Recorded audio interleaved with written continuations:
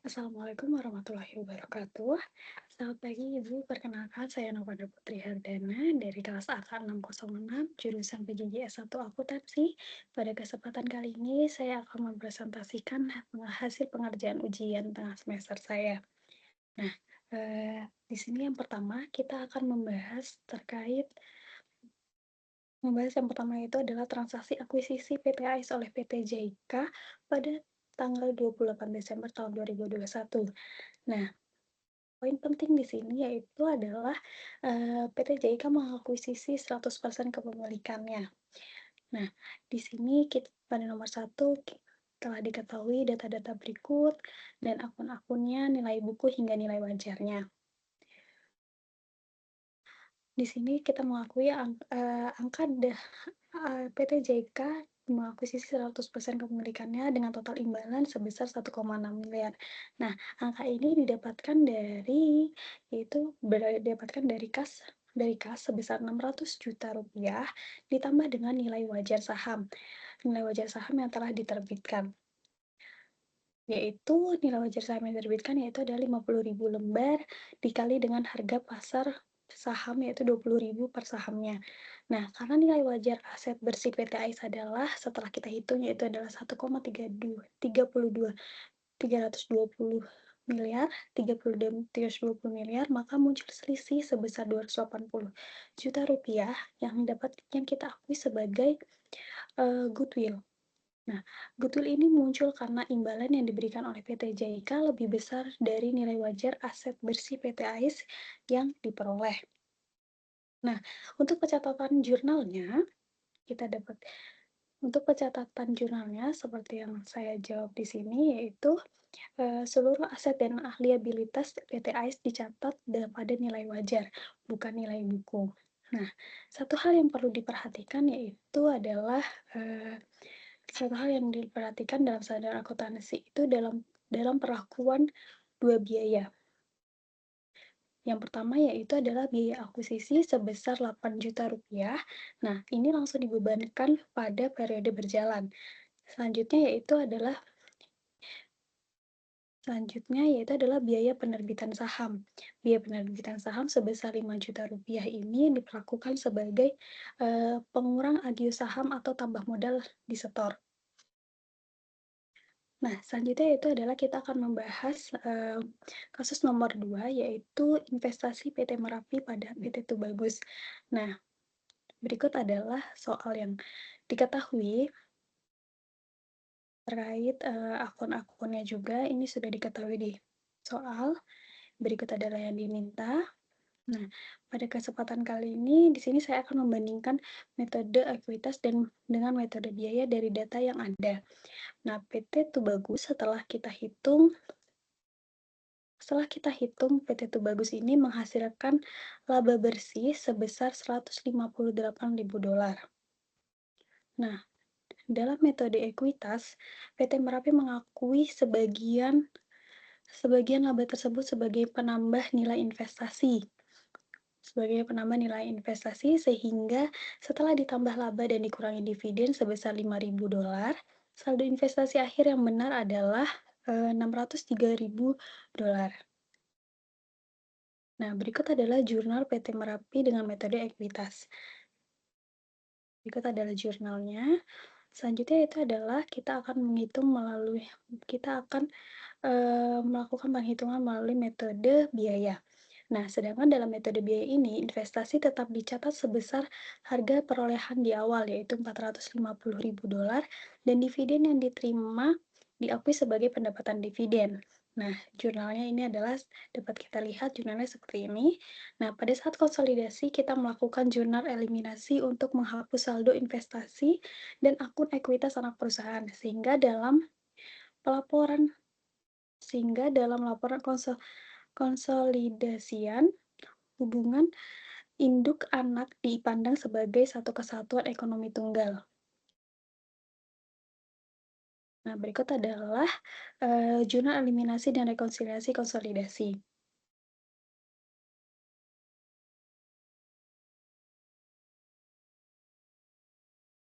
Selanjutnya yaitu adalah nomor 3. Nomor 3 ini, yaitu adalah terakhir kita akan terkait membahas mengenai sejarah pembentukan Bank Mandiri tahun 1998. Ini adalah contoh klasik dari kombinasi bisnis entitas sepengendali atau bisnis combination under a common control. Nah, di sini eh, yaitu adalah pertanyaan nomor satu adalah perlakuan akuntansi atas biaya-biaya terkait dengan akuisisi serta serta pada saat Bank Mandiri mencatat akuisisi melibatkan penerbitan surat berharga. Nah, bagaimana perlakuan akuntansinya terkait dengan penerbitannya? Nah, di sini pembentukan Bank Mandiri dilakukan melalui metode penyatuan kepentingan atau pooling of interest, karena merupakan kombinasi bisnis entitas sepengendali di bawah pemerintah Republik Indonesia. Dalam perlakuan akuntansinya, biaya-biaya yang terkait langsung dengan penerbitan efek utang maupun efek ekuitas tidak dikapitalisasi, melainkan diakui sebagai beban pada periode berjalan. Nah, kebijakan ini diambil untuk memastikan bahwa laporan keuangan menyajikan posisi keuangan seolah-olah seluruh grup tersebut telah berfungsi sebagai satu kesatuan ekonomi tunggal sejak awal. Nah, terkait dengan penerbitan surat berharga, saham Bank Mandiri dicatat berdasarkan nilai buku historis tanpa melakukan penilaian ulang terhadap aset dan liabilitas ke nilai wajar.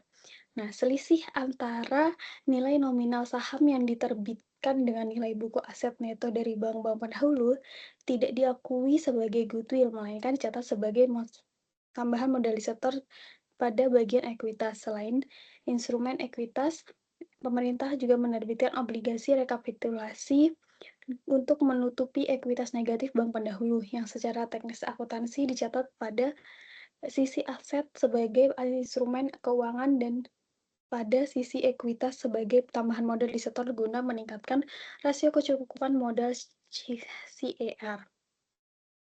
Nah, selanjutnya adalah kita akan membahas yang poin kedua, yaitu adalah goodwill dalam pelaporan keuangan Bank Mandiri pada saat pembentukan Bank Mandiri. Nah, kita dapat karena pembentukan Bank Mandiri ini tadi menggunakan metode penyatuan kepentingan atau pooling of interest yang mengimplikasikan bahwa seluruh aset dan liabilitas dari bank-bank pendahulu dicatat berdasarkan nilai buku historisnya dan bukan berdasarkan nilai wajar, karena transaksi antar entitas milik pemerintah dianggap tidak mengubah substansi ekonomi kepemilikan. Nah, dalam mekanisme ini, biaya-biaya yang terkait langsung dengan akuisisi serta penerbitan efek utang atau efek ekuitas diakui sebagai beban pada periode berjalan, serta tidak ada pengakuan goodwill karena tidak terdapat premi harga beli yang dibayarkan atas nilai wajar aset neto.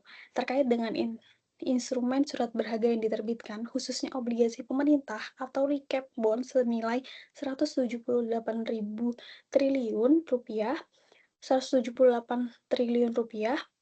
Untuk mengatasi kondisi ekuitas negatif, perlakuan akuntansinya adalah dengan mencatat suntikan tersebut sebagai instrumen keuangan pada sisi aset dan sebagai tambahan modal disetor pada sisi ekuitas, guna memulihkan rasio kecukupan modal CER.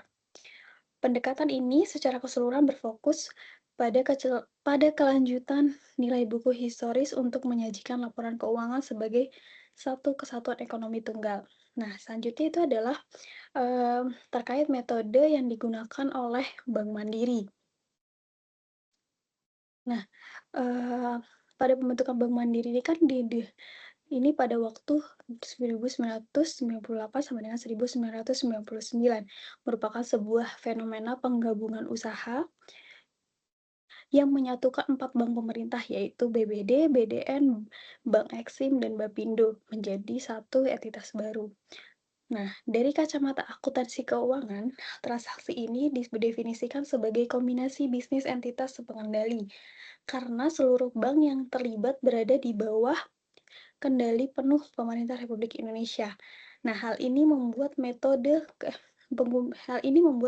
penggunaan metode ekuitas atau metode biaya menjadi kurang relevan dibandingkan dengan metode penyatuan kepentingan atau pooling of interest method yang secara teknis diterapkan sesuai dengan PSAK nomor 38. Nah, sebagai konsekuensi dari penggunaan metode tersebut, Bank Mandiri mencatat seluruh aset liabilitas dari keempat bank pendahulunya berdasarkan nilai buku historis, bukan nilai wajar maupun nilai nilai harga pasar. Nah, yang terakhir yaitu adalah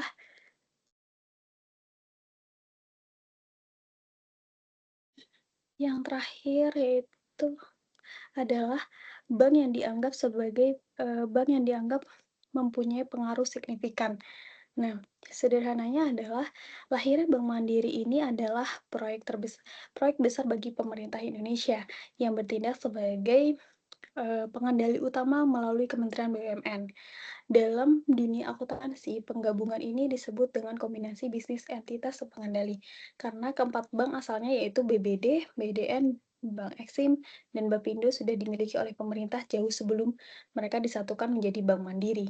Karena semuanya berada di bawah satu atap yang sama, proses ini menggunakan metode pooling of interest, di mana tidak ada satu bank pun yang merasa lebih dominan atau membeli bank lainnya. Mereka justru melebur bersama untuk membentuk identitas yang baru lebih kuat di bawah arah pemerintah di bawah arahan pemerintah. Nah, peran pemerintah sebagai pemilik tunggal semakin terlihat nyata saat krisis finansial pada tahun 1997 sampai dengan 1998 melanda, yang membuat kondisi keuangan keempat bank tersebut hancur, hingga memiliki ekuitas negatif. Nah, untuk mengamankan mereka, pemerintah turun tangan untuk melakukan rekapitalisasi dengan menyuntikkan dana fantastis sebesar Rp178 triliun melalui obligasi negara pada tahun 1999. Langkah penyelamatan ini menjadi bukti kuat bahwa pemerintah bukan hanya sekedar pemegang saham, tetapi pihak yang menjamin agar bank hasil merger ini tetap bisa beroperasi, sekaligus menegaskan bahwa pemerintah adalah pihak yang memegang kendali penuh atas risiko dan arah kebijakan strategis Bank Mandiri. Eh, Baik, sekian presentasi dari saya terkait ujian tengah semester yang untuk mata kuliah akuntansi keuangan lanjutan 1. Wassalamualaikum warahmatullahi wabarakatuh.